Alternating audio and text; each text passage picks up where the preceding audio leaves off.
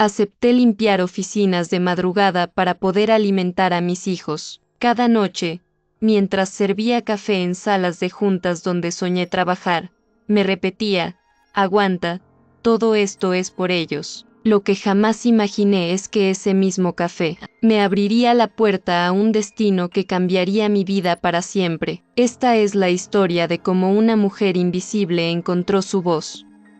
El despertador sonó a las 4:30 de la madrugada en mi pequeño departamento del Rincón del Sol. Me levanté con cuidado, evitando despertar a Itzel y Gael, que dormían en el cuarto de al lado. Mis movimientos eran precisos, automáticos, una coreografía de supervivencia desarrollada durante 3 años de madrugadas solitarias. El olor a gas del boiler viejo se mezclaba con el aroma del café instantáneo mientras preparaba mi única taza del día.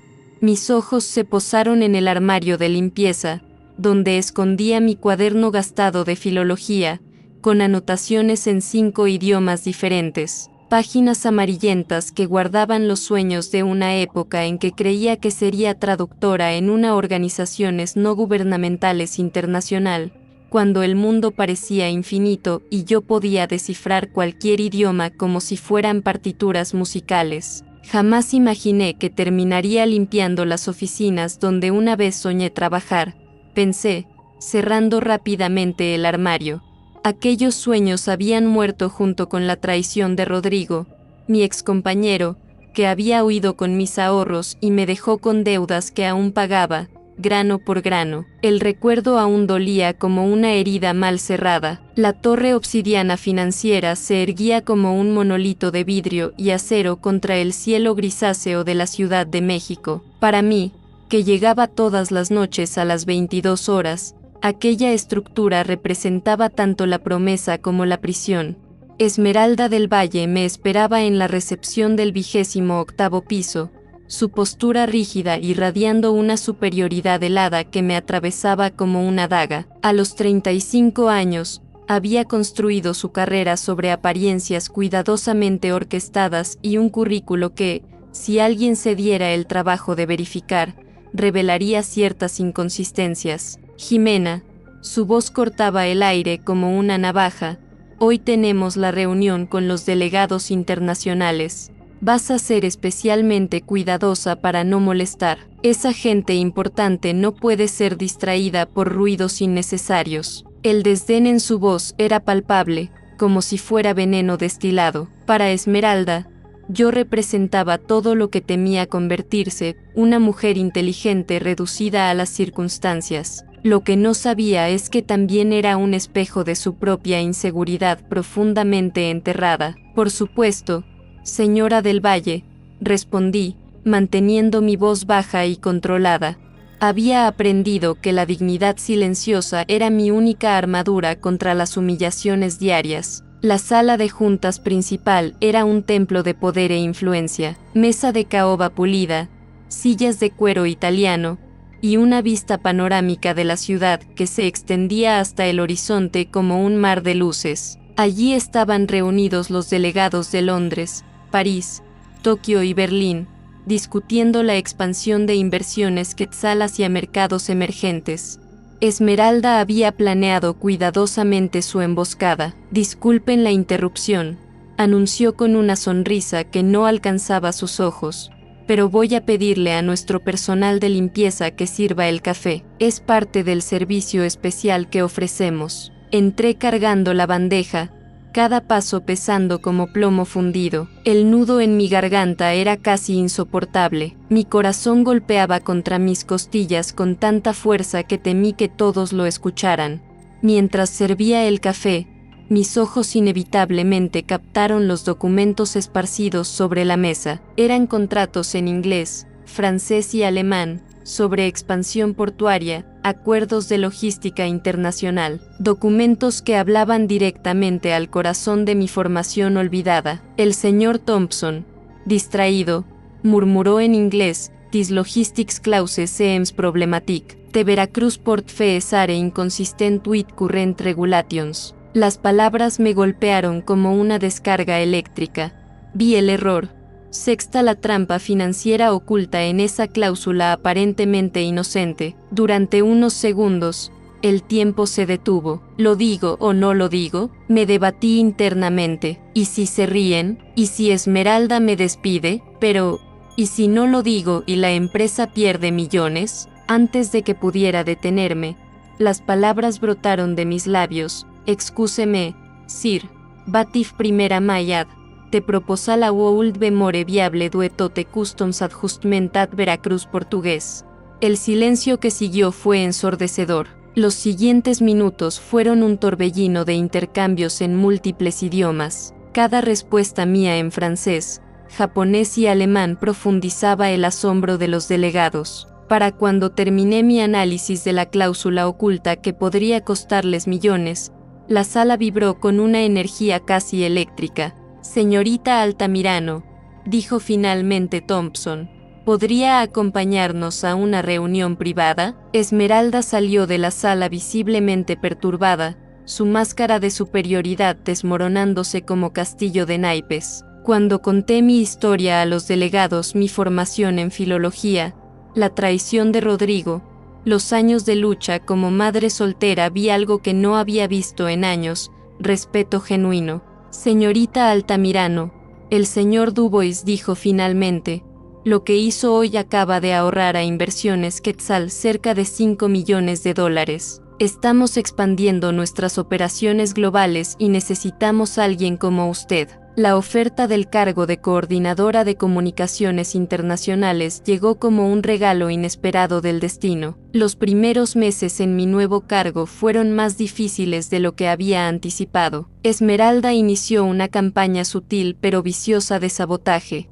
Documentos importantes llegaban tarde a mi escritorio, reuniones se cancelaban sin previo aviso, y los susurros sobre mi ascenso meteórico se multiplicaban por los pasillos. Pero el precio más alto lo pagué en casa. Una noche, Itzel me esperaba despierta en el sofá, sus ojos grandes brillando con preocupación. Mami, dijo con voz pequeña, ¿ya no me quieres? Su pregunta me atravesó como una daga. ¿Por qué dices eso, mi amor? Porque ya no estás.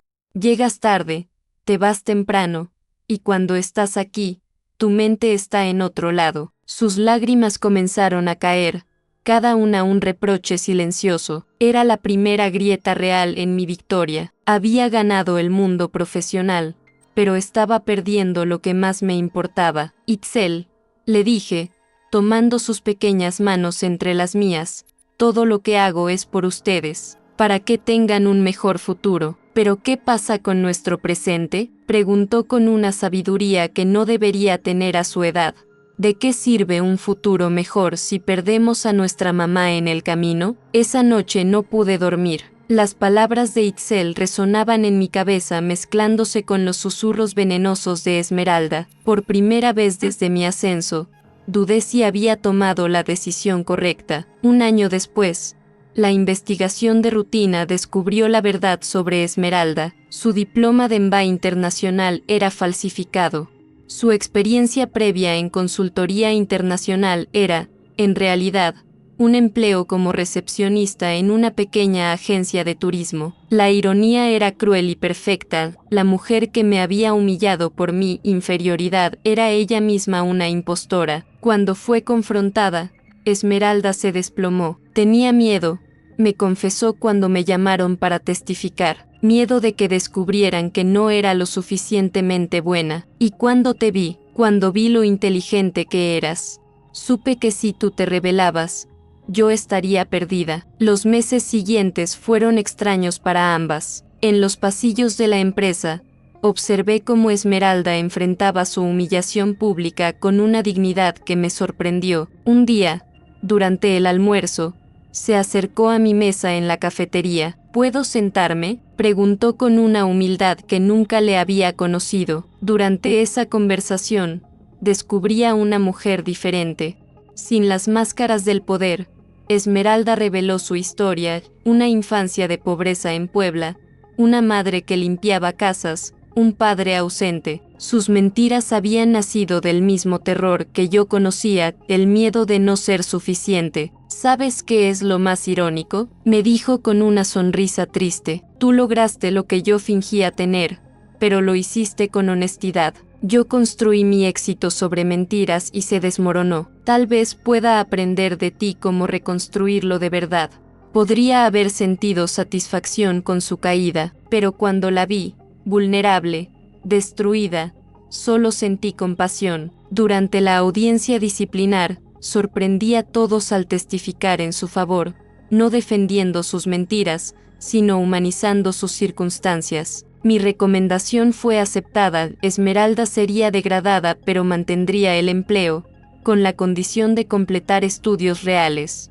2 años después, Thompson me asignó mi primera misión realmente peligrosa: investigar irregularidades en la filial japonesa. Es una misión delicada, dijo. Requiere 3 meses en Tokio. Sé que tiene hijos. Acepto, respondí sin vacilar, aunque por dentro sentía terror de dejar a Itzel y Gael por tanto tiempo. Tokio me recibió con su silencio pulcro y su energía contenida.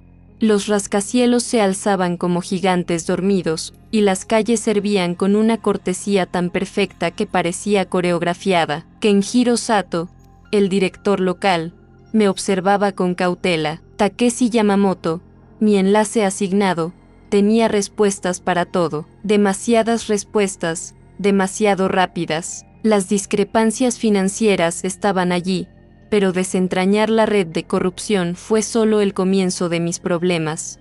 Una noche, trabajando tarde en la oficina del piso 15, encontré a Takeshi revisando mis archivos. Solo verificaba que tuviera todo lo necesario. Sonrió con esa sonrisa perpetua que empezaba a perturbarme. Al día siguiente, durante una reunión con proveedores locales, noté miradas furtivas, conversaciones que cesaban abruptamente cuando yo aparecía. La tensión era palpable, como el aire antes de una tormenta. Esa noche, en mi habitación del Hotel Keio Plaza, encontré mi laptop movida del lugar. Mis archivos habían sido copiados pero devueltos a su posición original con un descuido calculado. Alguien quería que supiera que estaba siendo vigilada. La llamada llegó al día siguiente. Una voz masculina, en japonés, pronunció palabras que mi formación lingüística tradujo inmediatamente. Sería prudente que terminara su investigación pronto y regresara a casa. Tokio puede ser peligroso para quienes buscan lo que no deben encontrar. Por primera vez en años, sentí miedo real. No era el miedo profesional de cometer errores o de ser despedida. Era miedo físico, visceral, de estar sola en una ciudad donde no conocía las reglas del juego. Durante días viví con esa amenaza latente. Cada sombra en el metro podía esconder una amenaza. Cada reunión podía ser una trampa. Cada noche en el hotel era una vigilia de nervios. Pero también sabía que rendirme significaría traicionar todo lo que había logrado. El avance llegó cuando descubrí la conexión familiar de Takeshi con los proveedores sobrefacturados. No era solo negligencia administrativa, era un sistema diseñado para sangrar millones de la empresa durante años. Takeshi no solo tenía conexiones familiares con los involucrados, sino que había estado reportando cada uno de mis movimientos. La noche antes de mi última reunión, recibí una visita inesperada en el hotel. 3 hombres en trajes oscuros, liderados por un hombre mayor con cicatrices en las manos. No eran empleados de la empresa, eran algo mucho más serio. Señora Altamirano, dijo el líder en un inglés accidentado, usted ha visto cosas que no debería haber visto. Nosotros podemos hacer que esto sea muy simple. Termine su investigación, reporte que no encontró nada irregular, y regrese a Londres con una generosa compensación por las molestias. El sobre que colocó sobre la mesa contenía más dinero del que había ganado en todo un año. Mis manos temblaron, no de codicia, sino de terror puro. ¿Y si me niego?, pregunté, sorprendiéndome de mi propia valentía. Entonces su investigación terminará de cualquier forma, pero usted tal vez no regrese a casa para contarlo. Esa noche no dormí. Caminé por mi habitación durante horas, pesando opciones que parecían imposibles. Podía tomar el dinero, inventar un reporte limpio, y regresar a Londres como una cobarde viva, o podía exponer la verdad y arriesgar no volver a ver a mis hijos nunca más. Al final, la decisión fue simple. Me había prometido que nunca más sería la mujer que se escondía, que se rendía, que permitía que otros decidieran su destino. La confrontación final fue en la sala de juntas de la oficina de Tokio. 5 hombres me rodeaban, incluyendo Sato y Takeshi, cuando presenté mi evidencia completa. Documentos, grabaciones, conexiones financieras, todo estaba ahí, irrefutable. Señorita Altamirano, dijo Sato finalmente, usted ha sido muy minuciosa en su investigación. Es mi trabajo, respondí, sintiendo el sudor frío en mi espalda pero manteniendo la voz firme. Tal vez sea hora de que considere que su trabajo aquí ha terminado, agregó Takeshi, su sonrisa ya completamente desaparecida. Fue el momento más aterrador de mi carrera, pero también el momento en que me di cuenta de que ya no era la mujer temblorosa que servía café, era alguien que había encontrado su voz y no la entregaría sin luchar. Señores, dije levantándome, mi trabajo aquí terminará cuando esté en el avión de regreso a Londres, y mi reporte completo ya está en manos de la matriz. Si algo me ocurre, si mi vuelo se retrasa, si tengo cualquier accidente, mi investigación se hará pública automáticamente. Era mentira, no había enviado nada aún, pero lo dije con tal convicción que sexta la duda en sus ojos. 3 días después estaba en el aeropuerto Narita, con mi reporte completo enviado a Londres y los involucrados arrestados por las autoridades japonesas. Mi manejo del caso fue exitoso, pero el costo emocional fue alto. Regresé a México agotada, habiendo enfrentado no solo corrupción empresarial, sino mis propios límites y miedos más profundos. La matriz londinense me ofreció el cargo de directora global de Compliance Intercultural. Era todo lo que había soñado profesionalmente, pero implicaba mudarnos a Londres. Esa noche, Itzel, ahora de 14 años y más madura por los meses de mi ausencia, me dijo algo que me marcó para siempre. Mami, estoy orgullosa de ti, pero también tengo miedo de que el éxito se convierta en algo más importante que nosotros. Era un eco doloroso de sus palabras de años atrás.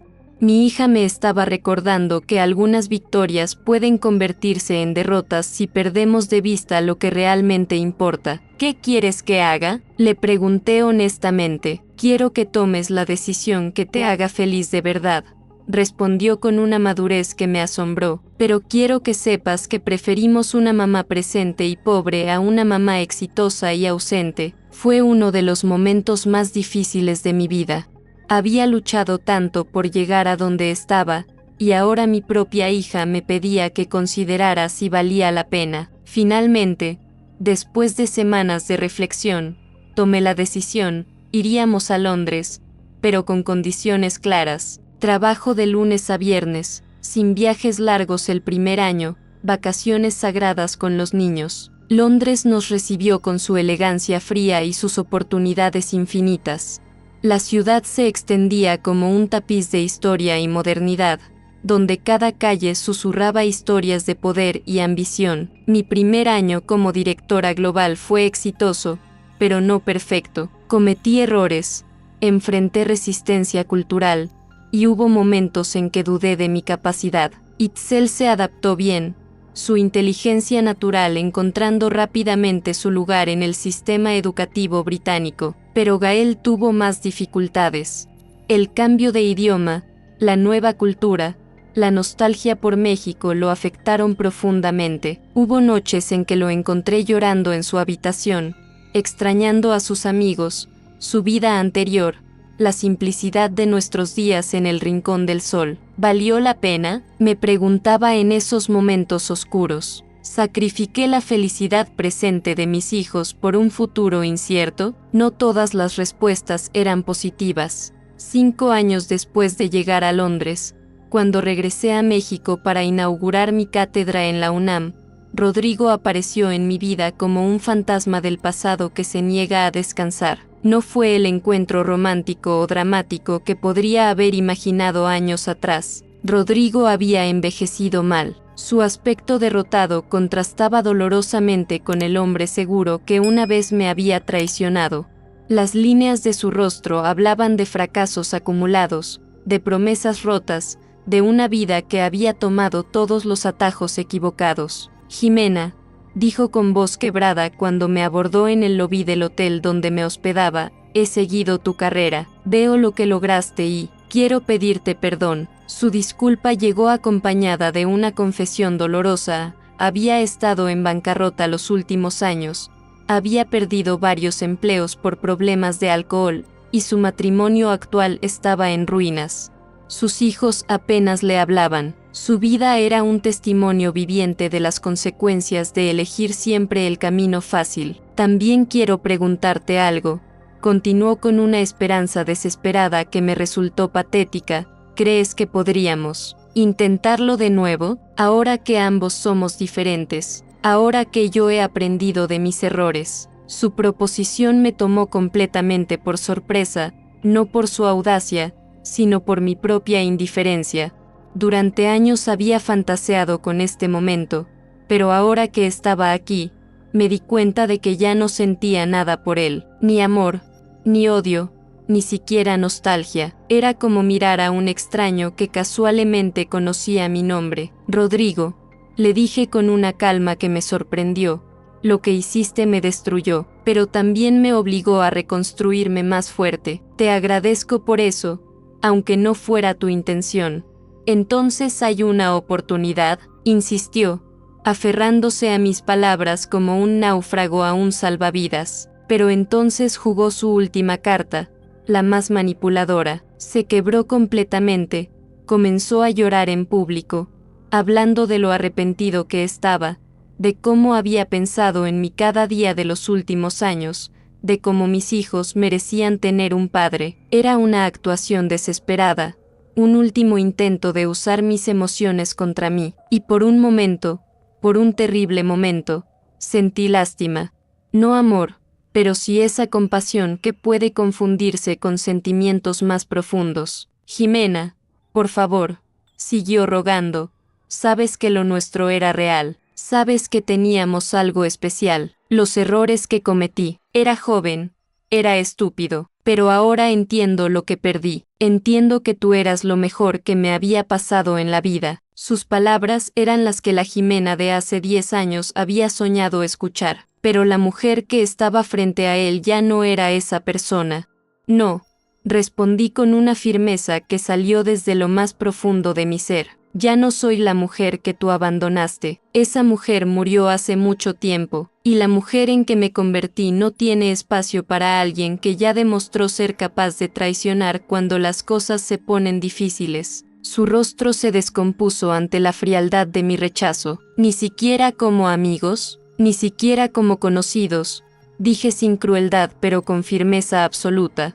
«Algunas puertas, una vez cerradas, no se abren de nuevo, y está bien así». Vi cómo sus últimas esperanzas se desmoronaban. Era cruel, tal vez, pero era necesario. Había aprendido que la bondad mal entendida puede convertirse en debilidad, y yo ya no podía permitirme esa debilidad. Fue la primera vez en mi vida que pude cerrar un capítulo completamente, sin sentimiento de culpa o arrepentimiento. Rodrigo se alejó de mi vida para siempre, y yo sentí solo alivio.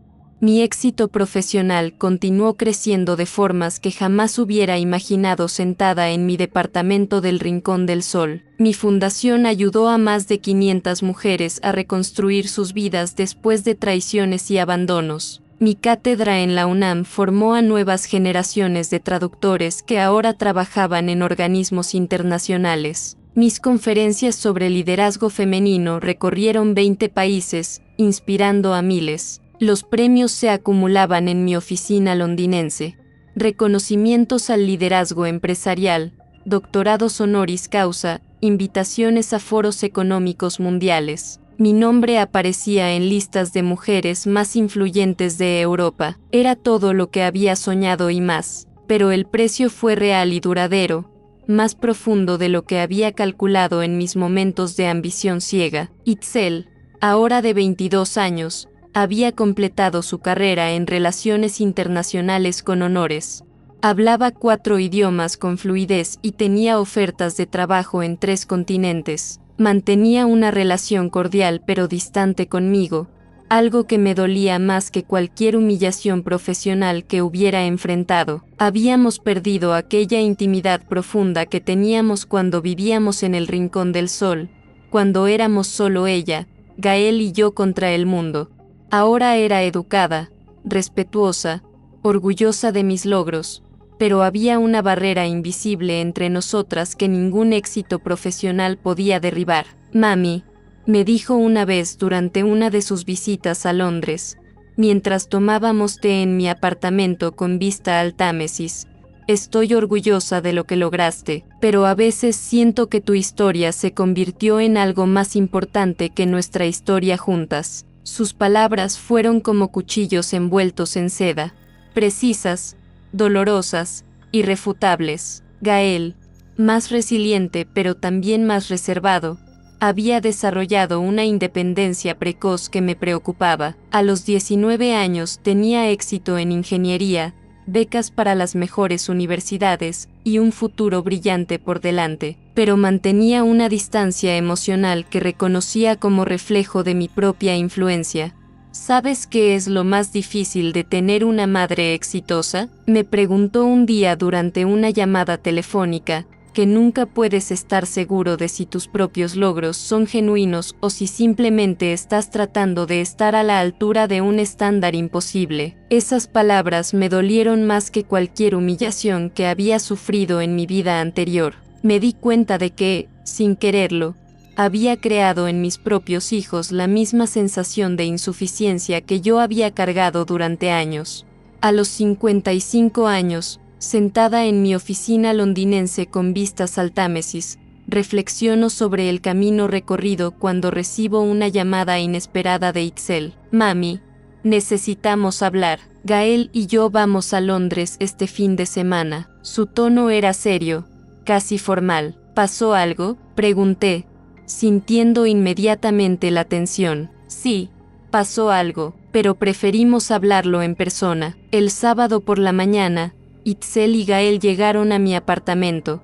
Ahora tenían 24 y 21 años respectivamente, y venían con una determinación que me inquietó desde el momento en que atravesaron la puerta. Mami, comenzó Itzel sin preámbulos, hemos estado hablando mucho últimamente, sobre nuestra infancia, sobre las decisiones que tomaste, sobre el precio que todos pagamos por tu éxito. Me senté frente a ellos, sintiendo como si estuviera a punto de enfrentar un juicio donde yo era tanto la acusada como la juez.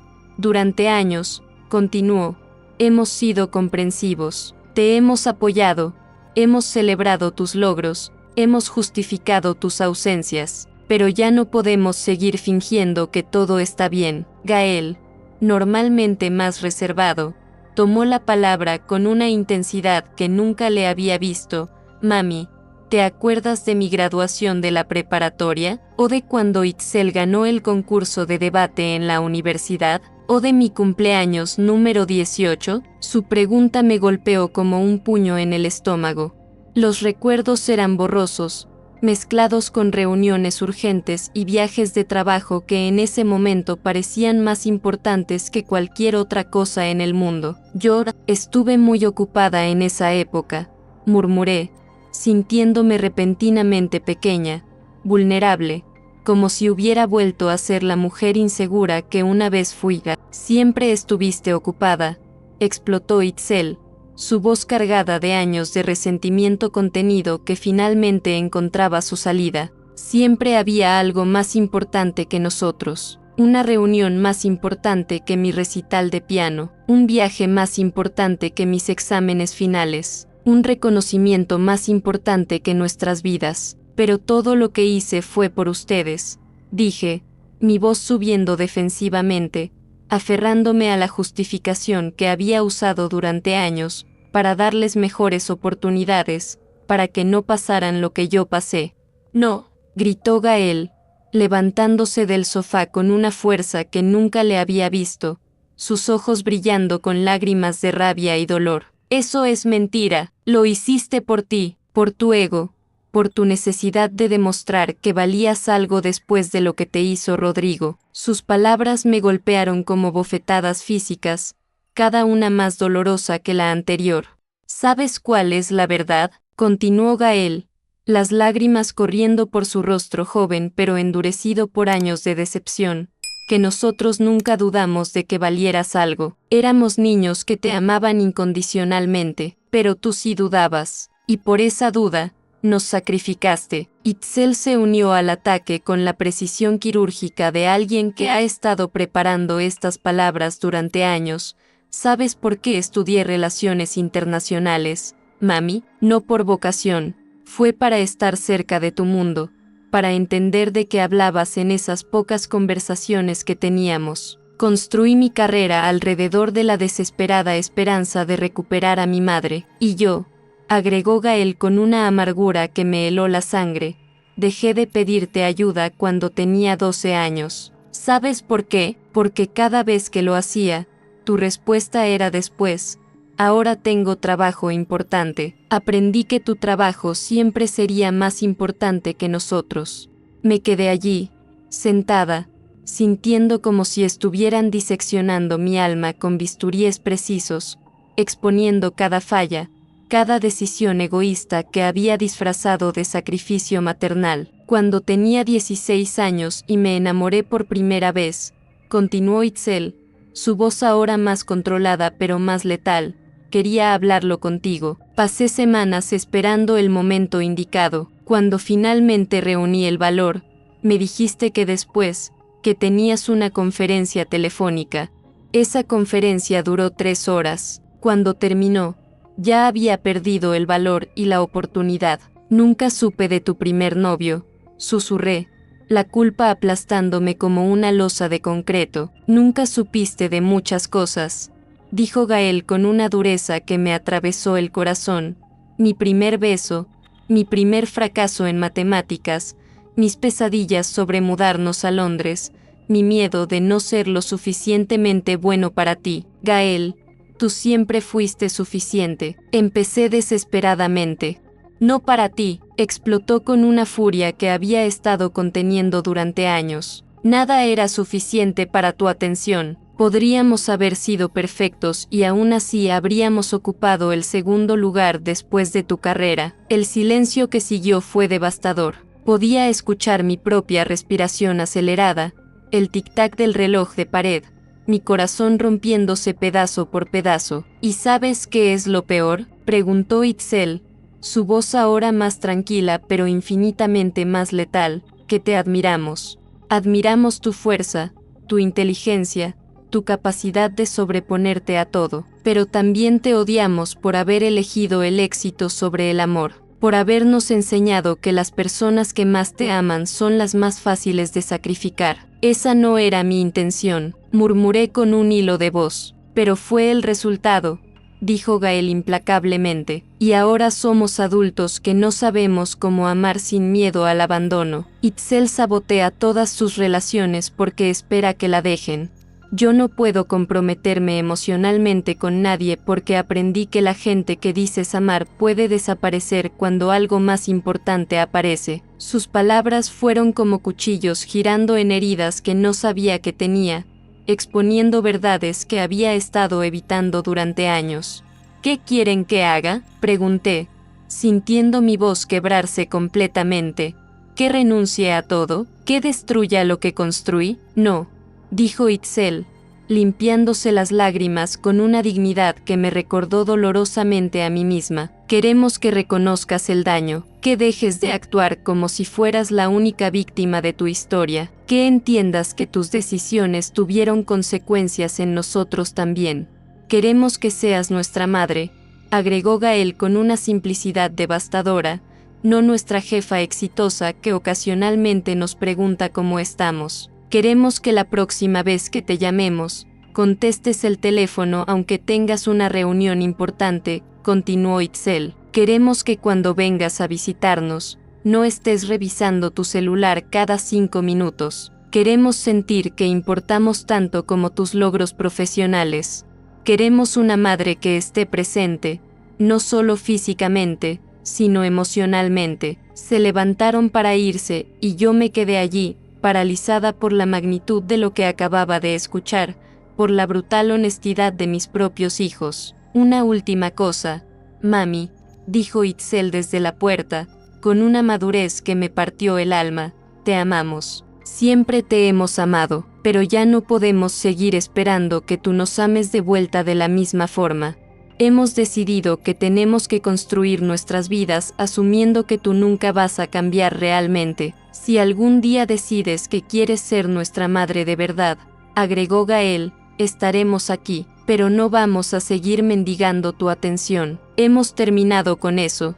Cuando se fueron, me quedé sola en mi elegante apartamento londinense, rodeada de todos los símbolos de mi éxito profesional, y me di cuenta de que había ganado el mundo entero, pero había perdido lo único que realmente importaba. Por primera vez en años, lloré hasta quedarme sin lágrimas. ¿Valió la pena? La pregunta no tiene la claridad matemática de los balances financieros que tanto domino. Logré más de lo que jamás soñé cuando limpiaba oficinas en las madrugadas. Mis hijos tienen un futuro asegurado. Mi historia inspiró a miles de mujeres a encontrar su propia voz. Pero pagué un precio que no calculé, perdí la intimidad con quienes más amaba, conquisté salas de juntas en 3 continentes, pero a veces me siento sola en mi propia casa. Esmeralda, curiosamente, se convirtió en una de mis pocas amigas reales. Jimena, me dijo en nuestra última llamada, ambas aprendimos que el poder puede liberarte o corromperte. La diferencia está en si recuerdas por qué empezaste. ¿Lo haría de nuevo? Sí, pero diferente, con más presencia, con la sabiduría de que el mayor éxito no está en llegar a la cima, sino en no perder tu alma en el camino. Esa mujer que sirvió café con manos temblorosas encontró su voz, pero descubrió que algunas voces, una vez elevadas para conquistar el mundo, nunca pueden volver a susurrar íntimamente a quienes más amas. Mi historia no es sobre la perfección, es sobre la transformación, con todos sus costos. Es sobre una mujer que se negó a permanecer invisible, aunque el precio fuera más alto de lo que jamás imaginó. Mientras miro las luces de Londres extenderse como estrellas caídas, sé que mi historia no termina con "y vivieron felices para siempre", termina con "y siguieron viviendo", porque así son los sueños hechos realidad, complejos, costosos y absolutamente irreversibles.